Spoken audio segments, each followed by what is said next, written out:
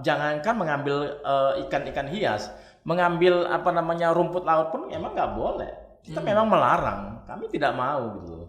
Jadi kalau kami halus, kalau ibu ambil ikan ini, sayang pasti mati. Diperkirakan tidak akan membahayakan lagi. Berarti kalau kolam renang aman. Kalau Nah, ini kolam renang pertanyaannya, aman. kalau Kalau di pantai laut. Ya. Nah. Jangan-jangan kena air laut mati. Mati.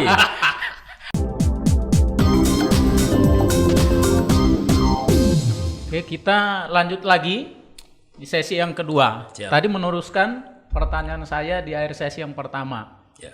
Di 2020 Dinas Pariwisata pasti kan sudah punya target, gitu. Nah, begitu ada COVID, sektor pariwisata kita sempat stagnan sampai sekitar 3 bulan.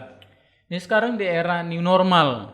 Ya. Nah, kemudian bagaimana Dinas Pariwisata mengejar target yang dibuat di 2020 untuk 2020 ini, ya, supaya sektor pariwisata kita itu kemudian tetap bisa jalan gitu. Ya. Silakan, Bang. Ya. Kami di 2020 mencoba membuat target yang minimal sebenarnya. Jadi lebih kurang sama, sedikit naik daripada 2019, yaitu sekitar 12 jutaan pergerakan ini ya, pergerakan wisatawan. Oke. Sebenarnya kita sudah mau terbang kemarin itu dengan ada tol yang semakin intens, para wisatawan datang, kita tetap pada 12 juta dengan berbagai macam langkah-langkah yang akan kita lakukan. Kemarin itu kan kita sudah mempersiapkan kegiatan promosi offline dan online. Nah, tapi dengan COVID seperti ini, dengan waktu yang juga sudah hanya 6 bulan, jadi kami tidak terlalu berpikir untuk 12 juta. Berpikir bagaimana menggerakkan saja pelaku pariwisata itu udah alhamdulillah.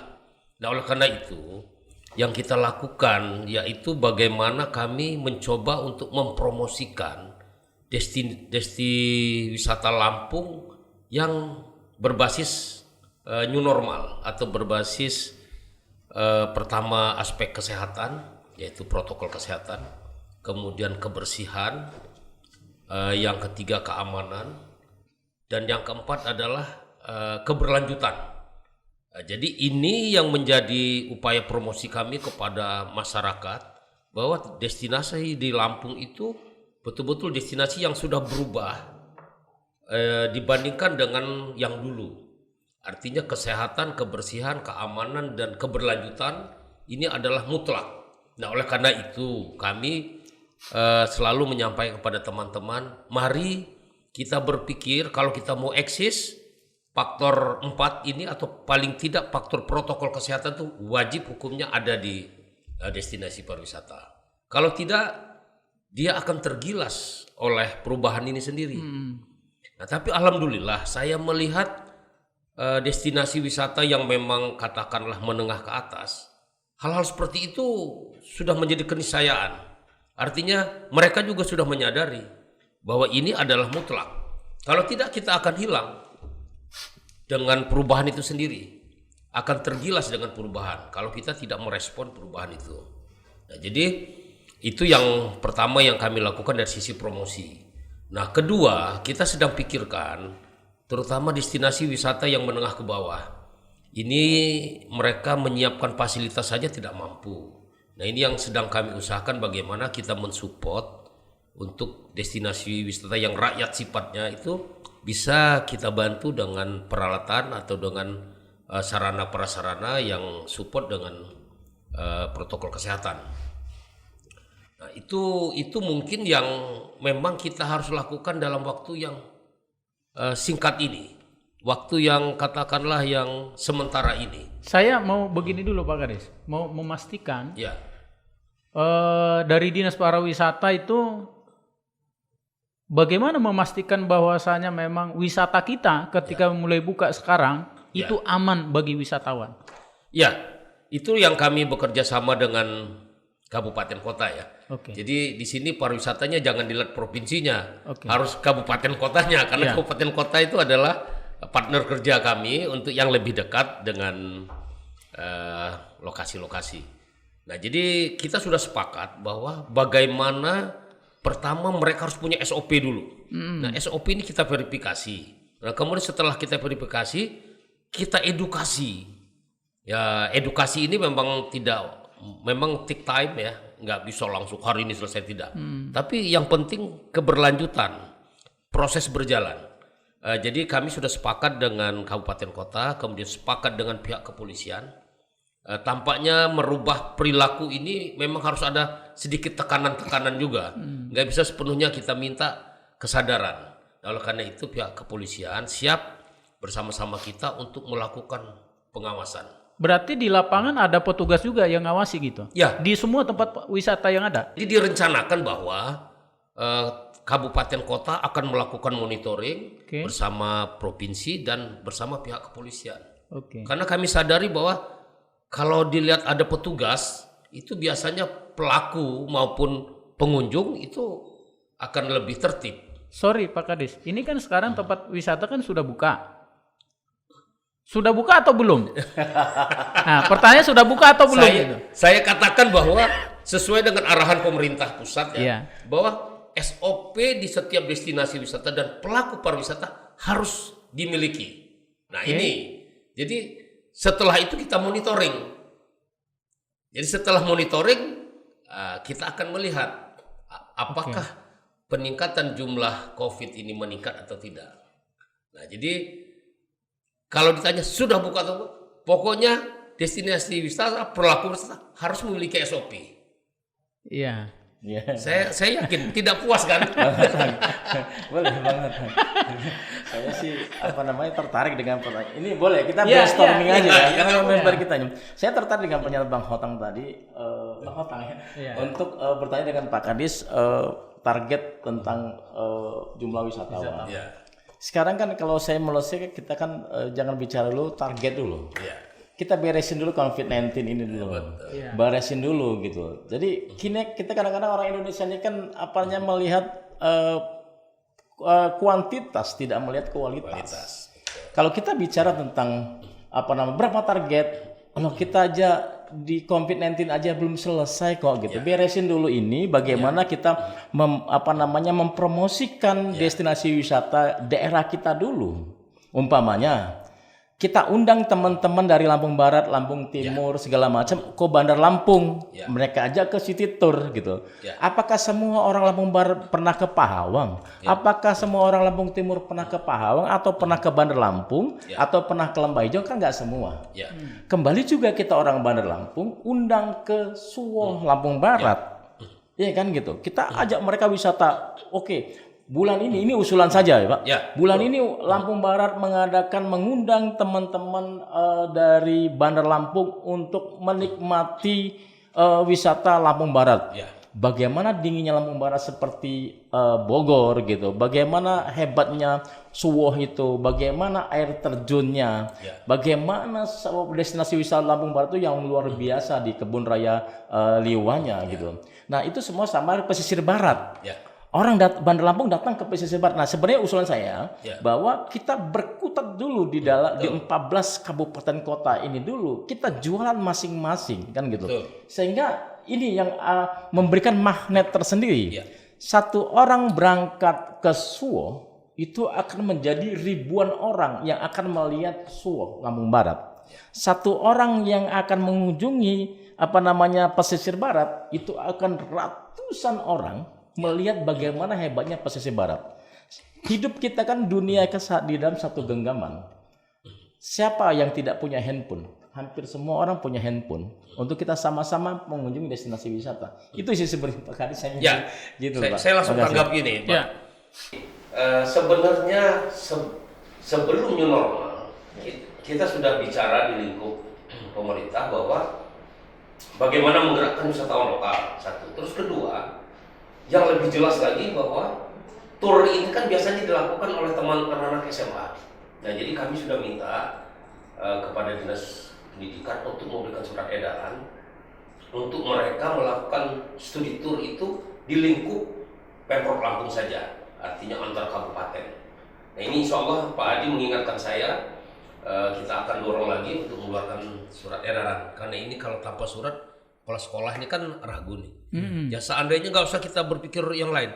Sekolah SMK, SMP itu bergerak saja dari Bandar Lampung ke Lampung Barat, yang Lampung Barat ke Bandar Lampung atau ke Lampung Timur. Ini insya Allah. Oleh karena itu saya juga berharap dukungan mungkin dari teman-teman Asita atau dari hotel untuk bisa menyurati. Kan ini memang sudah dalam pembahasan. Sebelum new normal kita sudah berpikir bahwa bagaimana nih caranya menggerakkan. Nah itu mungkin cara yang efektif Pak Adi. Insya Allah kita ini menjadi saya garis bawahi ya. Kita nah ini saya mungkin ke Pak Adi. Pak Adi ya. Selama ini kalau wisatawan datang ke Lampung, mereka lebih kecenderungannya itu wisata apa? Yang masih booming adalah mereka masih wisata pantai. Pantai. Ya, pantai yang masih diminati kan gitu. Selain pantai kan memang wisata gunung yang memang itu yang kedua kan gitu loh. Memang wisatawan itu kan sekarang yang sungguh yang dicari adalah seperti pasar Malaysia. Orang datang ke Lampung adalah budaya. Nah, ini yang memang budaya di Lampung ini kan kurang benar-benar greget. Ya minta maaf, ini hanya masukan saja supaya kita paham bahwa oh ya ini kita sudah lakukan budaya begini gitu. Tapi kita mau kemana? Pada saat kita city tour itu, Pak. City tour itu kan yang dicari adalah pertama adalah mereka budaya. Orang kita tour guide kita di bus itu bicara bagaimana bicara Lampung. Coba kita ke Padang, mereka tour guide-nya adalah bicara orang-orang Padang. Kita ke Medan, mereka tour guide-nya adalah bicara Medan. Meskipun mengenalkan budaya lokal gitu. Karena pada saat kita membawa wisatawan dari bandara ke Bandar Lampung, yang ditanya itu bahasa Lampung itu seperti apa sih? Aksara Lampung itu seperti apa sih? Itu yang memang yang tidak dimiliki kita gitu. Mungkin ini masukan juga gitu ya Bang ya. Gitu. Nah, ini sorry Bang, sebelum ditanggapi. Ini kita masuk dulu menanggapi tadi wisata pantai. Lagi gitu. Jadi ada pertanyaan dari netizen. Sebelum kita melakukan diskusi ini ada banyak masukan ratusan pertanyaan. Tapi tidak semua bisa kita bacakan. Kita akan coba bacakan nanti satu-satu, hanya beberapa mewakili. Nanti bisa ditanggapi dari Pak Kadis, dari Pak Muklis, dari Pak Adi juga. Nah pertama ini dari Anggi Dermat. Pernah baca kalau corona itu berpotensi tinggi menyebar lewat air. Sedangkan masyarakat lebih tertarik dengan destinasi wisata air seperti air terjun, sungai, pantai, kolam renang. Nah kalau sudah new normal nanti pengelolaannya gimana? Apa kita boleh mandi? Apa kita nggak boleh mandi? Karena nanti takut kena COVID katanya. Itu satu. Nah yang kedua Pak Kadis, banyak terumbu karang di Pahawang sudah rusak parah. Ini dari Ahnasil_Saputra 86. Banyak terumbu karang di Pahawang udah rusak parah di beberapa spot snorkeling. Karena wisatawan yang datang kurang mendapat edukasi soal lingkungan. Bahkan banyak orang-orang yang pulangnya membawa terumbu karang dan ikan-ikan kecil. Harusnya kan nggak boleh diambil sama pendatang. Tapi travel yang bawain wisatawan juga kok cuek-cuek aja. Harusnya kasih tahu dong. Gitu. Silakan ditanggapi. Pak Kadis dulu. Kaitannya dengan air ya. Saya menambahkan dari Pak Heri. Sebenarnya di dalam protokol kesehatan di KMK, Menteri Kesehatan, itu ada, saya lupa syaratnya bahwa kandungan klorinnya itu sebatas berapa gitu. Nah itu tujuannya adalah dalam kandungan klorinnya seperti itu maka bukan saja virus, apapun jenis penyakit akan mati. Jadi oleh Menteri Kesehatan itu diwajibkan harus seperti itu Pak. Tingkat klorinnya berapa gitu. Nah kalau untuk di laut, ya ini bahasa mainan aja. Ya di laut apa aja yang bisa berkembang. Kena air asin itu rasanya udah nggak mungkin hidup lagi katanya.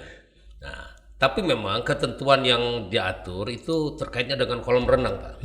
Jadi dengan tingkat klorin seperti itu sudah dianggap, bukan dianggap ya, penyakit apapun sudah mati katanya, kumannya pun mati.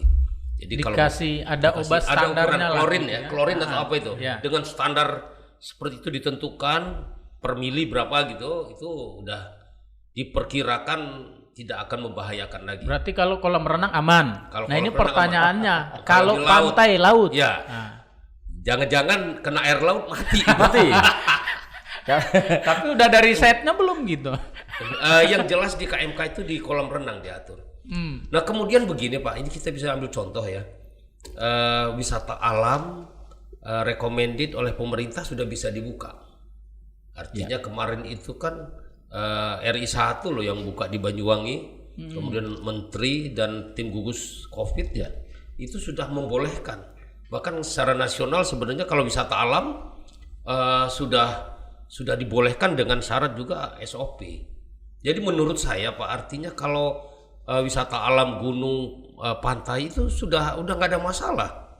Kalau kita mengacu kepada pemerintah pusat sudah dibuka. Kalau umpamanya yang outdoor betul. Nah, iya artinya yang tadi outdoor. masih pengecualiannya masalah kolam renang. Ya, yaitu kolam renang itu di KMK diatur Pak tingkat klorinnya. Jadi pantai aman. Aman. Ya, Ya sekarang bayangkan saja sudah ada 20 lebih tempat wisata ekowisata ya atau outdoor itu sudah dibuka oleh pemerintah secara nasional. Nah berarti kita kalau analogkan dengan itu berarti nggak ada masalah. Tapi dengan syarat SOP-nya harus ada. Pengunjung tidak lebih dari 50% kapasitas. Oh ya, Kemudian ada pertanyaan nih Pak Kadis, ya kan? Saya kalau mau ke pantai, ya. apa yang harus persiapan, apa yang harus saya lakukan? Ya, protokol kesehatannya seperti apa? Ya. Jadi protokol kesehatan itu sebenarnya berlaku pada 3. Pertama pada pengelola, kemudian pemilik ya, kemudian para petugas pelaksana, dan ketiga wisatawan. Ya menurut saya mungkin sudah menjadi hal yang wajar dan sudah menjadi kebiasaan kita sekarang kemana-mana kita harus pakai masker, kemana-mana kita harus cuci tangan, kemudian pakai hand sanitizer. Jadi itu syarat mungkin sudah mutlak berlaku bagi para pelaku, pengelola atau pemilik, pengelola maupun para wisatawan.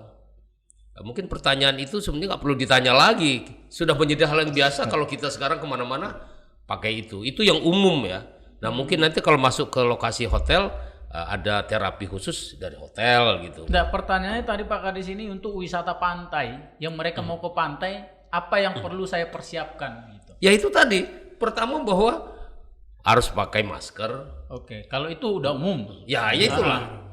Paling tidak itu dulu yang harus dimiliki. Begitu masuk ke daerah pantai tertentu, nanti pemilik pantai memberikan ketentuan-ketentuan yang lain. Oke. Karena kan tidak akan sama hotel A, hotel B, hotel C, destinasi wisata dan yang kedua dan yang ketiga gitu. Nah, tadi soal pertanyaan yang apa namanya mengenai terumbu karang. Ya. Oke, maaf. Sebelum Bang Adi. Ya. Jadi begini, analisa atau pengamatan wisatawan itu benar bahwa Pahawang itu sudah dalam pada posisi mulai kalau grafiknya itu sudah mulai menurun.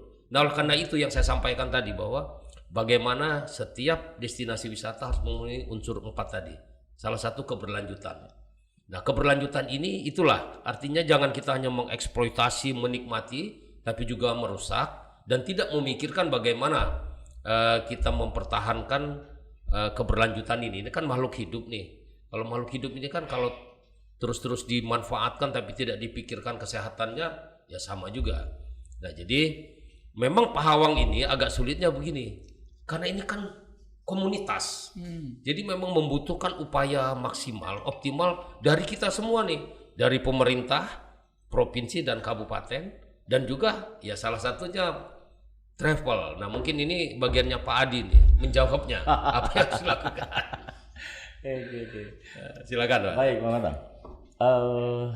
Iya, jadi di sini Terumbu kan ada karang. pertanyaan dari pihak travelnya itu nggak memberikan edukasi apa-apa. Itu salah. Hanya Kadang-kadang memfasilitasi pulang bawa itu. transportasi, tempatnya Jadi gitu gini. kan. Pulangnya bawa karang. Iya. Jadi gini. Ini seperti saya kenapa di terumbu karangnya seperti ini. Oke. Oke, kita ada bukti-bukti semua bahwa di Pahawang itu spot snorkelingnya itu kan spot snorkeling buatan. Bukan kalau memang wisatawan ingin spot snorkeling yang alami kita juga punya gitu loh. Jadi kenapa Sorry, kalau terumbu karang kan dia alami bukan buatan. itu yang memang sudah gini Bang. pertama kali di 2015-2016 spot snorkeling Pahawang itu hanya 1 atau 2. Sekarang sudah ada 15 spot snorkeling yang dibuat, yang memang orang foto dengan Nemo, beli Nemo, cari Nemo, ditaruh di Anemo untuk berfoto selfie di dalam terumbu karang. Ini karena saya yang ikut nyelam di dalam terumbu karang itu. Kebetulan saya yang ikut memotoin tamu wisatawan. Tapi ikut nggak kemarin nenggelamin mesin ATM itu juga? Kebetulan kita yang minta jangan ada mesin ATM, Bang. Karena itu akan merusak Anemo aja. itu masa lalu itu. Jadi gini. itu dulu. Dulu kalau sekarang nggak lagi. Sempat saya itu dulu. Nanti kita cerita di off air. Oke. Kebetulan gini, di Pahawang itu kita mengedukasi sebelum orang menuju ke Pulau Pahawang, kita ice breaking dulu. Ya kan? Justru kita mengedukasi mereka pada saat mereka tidak bisa menggunakan pin sepatu katak gitu loh. Kenapa? Kalau mereka tidak biasa menggunakan sepatu katak, lebih baik jangan digunakan. Kenapa? Sepatu katak itu begitu dia mengkerek, menyentuh terumbu karang sudah hancur semua, itu bisa 1 meter kena gitu loh. Nah ini memang yang harus kita edukasi kan gitu loh.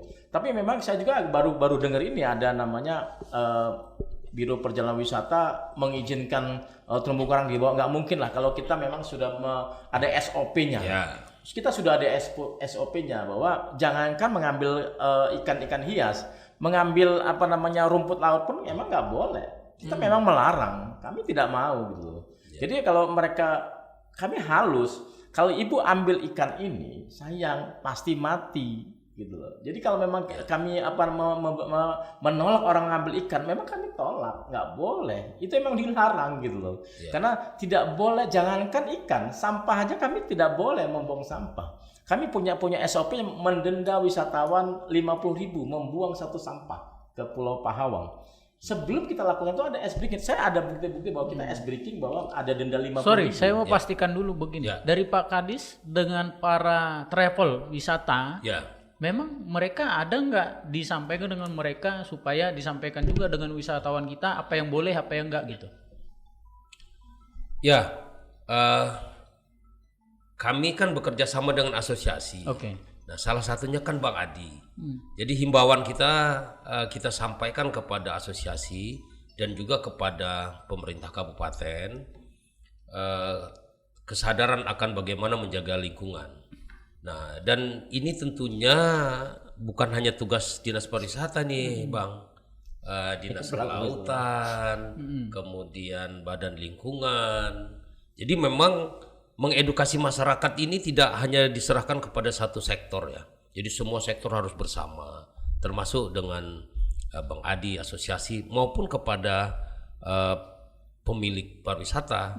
Kita sampaikan bahwa Anda mau eksis nggak? Kalau mau eksis, Anda harus memperhatikan aspek keberlanjutan.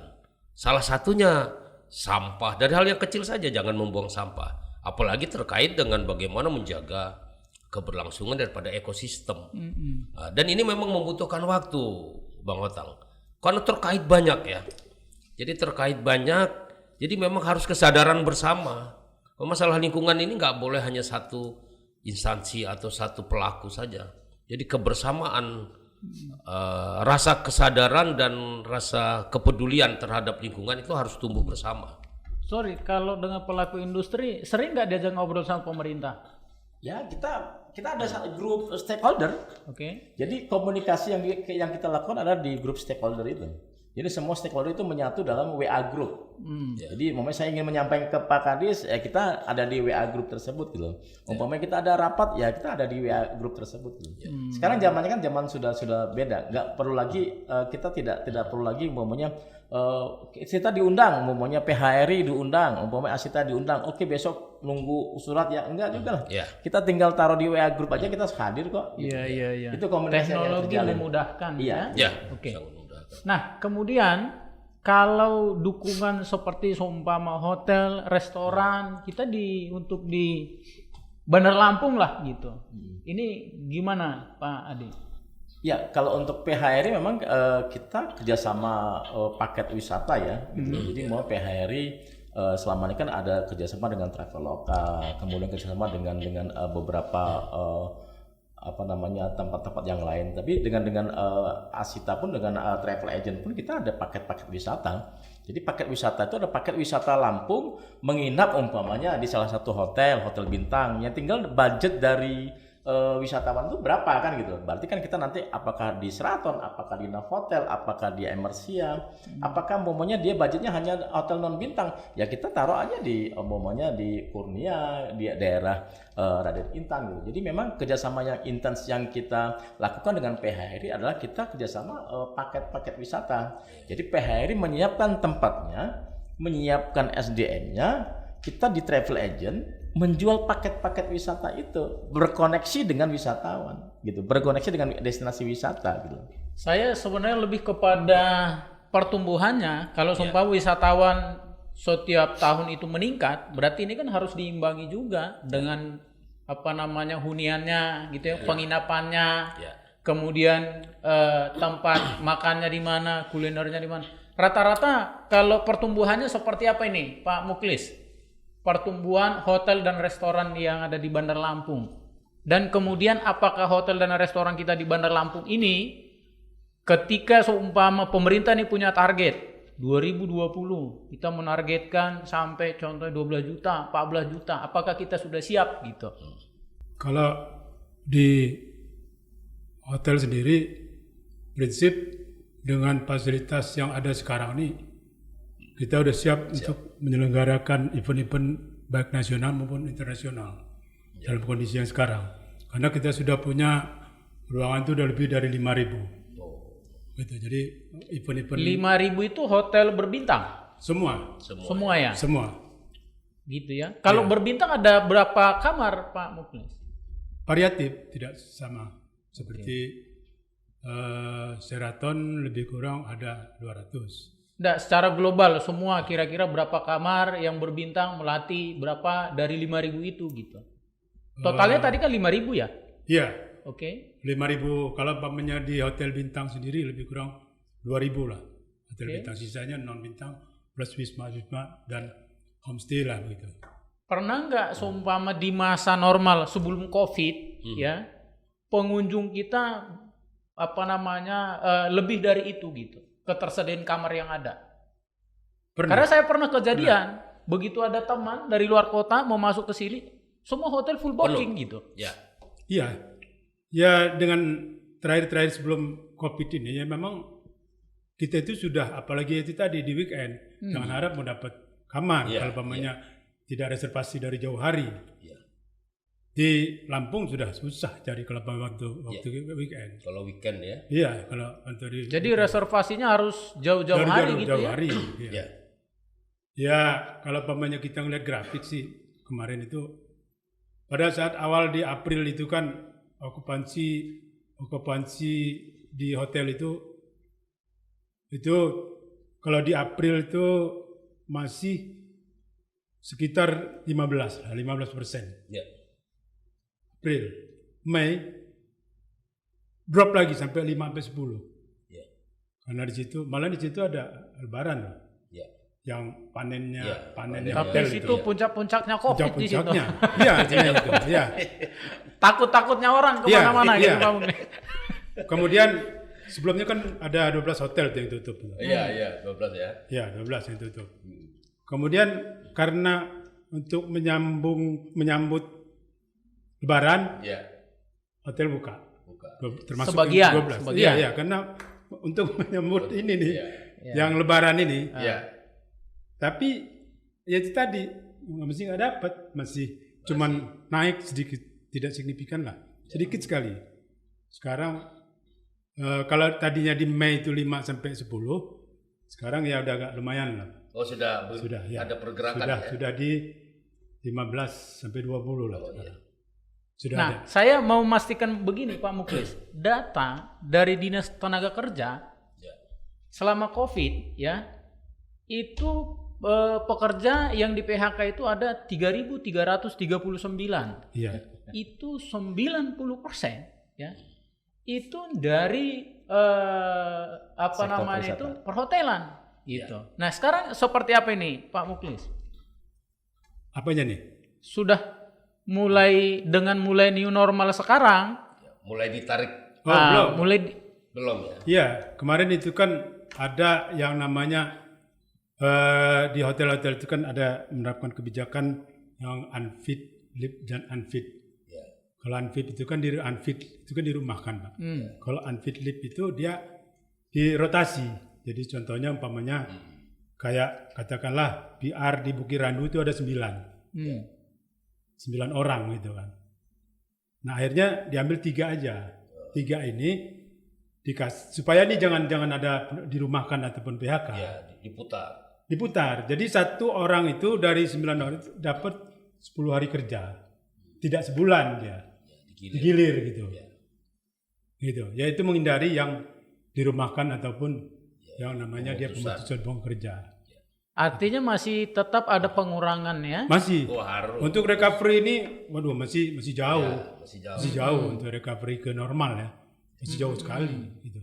Ya itu mungkin saya tadi cerita bahwa kita revenue pendapatan kita ini kan yang low aja sekarang ini belum nyampe untuk pendapatan yang low, yang umpamanya di Januari sampai Maret itu kan boleh dikatakan drop banget. Ya. Kalau sekarang kira-kira udah berapa persen pertumbuhannya? Ya itu tadi yang saya bilang sekarang ini 15 sampai 20 di okupansi ya. Iya. Gitu. Tapi kalau hotel ini kan tidak okupansi ini kan tidak menjamin dia bakal eksis. Yang lebih diharapkan ini kan lebih ke pendapatan kan. Kalau pendapatan itu kan ada F&B-nya kan, gitu, MICE-nya gitu kan. Gitu. Oke, nah sekarang harapan dari PHRI dengan pemerintah apa ini supaya ini bergerak lagi, gitu. Yang supaya pertama, ekonomi di sektor wisata itu jalan lagi. Silakan Pak Mungkus. yang pertama sekali yaitu tadi masalah yang edukasi. Edukasi ini sangat penting. Ya. Artinya saya sependapat dengan Pak Kadis tadi bahwa ini kan yang punya wilayah ini kan kabupaten kota. Kabupaten kota. Yang punya otoritasnya. Yang sifatnya di sini ini kan hanya koordinasi aja di Supervisi. provinsi. Ya. Ya mungkin ini perlu digalakkan, perlu benar-benar disikapi. Karena itu tadi jangan sampai mungkin abang tadi bilang tamu nelpon mau ke Lampung. Tapi apakah ada jaminan bahwa nanti dia sampai di Lampung akan diterima? Kalau kita melihat di case-nya di Pahawang, nah ini nanti jadi presiden buruk gitu. Jadi untuk kita di Lampung. Artinya begitu juga bagaimana masalah pemerintah ini mempunyai ketegasan. Gitu, ketegasan dalam arti itu tadi. Seperti masalah maklumat itu tadi. Maklumat itu. Artinya betul-betul ini industri ini diberikan kejelasan karena itu tadi kan di maklumat itu kan sendiri itu kan nanti ada penjelasannya di zona merah dia dari zona merah bagaimana perlakuannya di zona hijau bagaimana perlakuannya kan gitu kan tidak sama perlakuan itu untuk wisatawan itu. Apalagi sekarang ada zona oranye juga ya Bang. Iya zona oranye, zona hitam itu kan perlakuannya kan beda gitu. Gitu. Kemudian ini Bang, kami berharap sekali itu seperti kata Bang, adanya lembaga baru untuk masalah wisata. Karena ini kan akan memudahkan juga pekerjaan Abang. Supaya jangan masing-masing organisasi ini kan menjalankan ego masing-masing. Sehingga tidak ketemu. Gitu. Kemudian stimulus. Sebagai contoh kemarin kita hanya diberikan 2 bulan Bang. Sementara kita juga sudah menyampaikan ini ke Pak Gubernur kemarin. Gitu. Ya harusnya karena apapun bentuknya ini kan otoritasnya kan ada di kabupaten kota. Kemarin informasi kami terima bahwa Gubernur sudah menyurati Pak Wali Kota. Tapi Pak Wali Kota dia akan menyampaikan bahwa ini secara periodik. Jadi nggak langsung 6 bulan gitu. Jadi kemarin sudah keluar dari Mei Juni.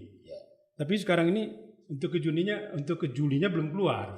Oke, sudah ditangkap maksud dan tujuan. Nanti dijawab nanti sama Pak Kadis. Sekarang ke Pak Adi, silakan. Karena saya minta 3 komponen aja. Wisata itu orang datang ke Lampung itu mau melihat apa sih?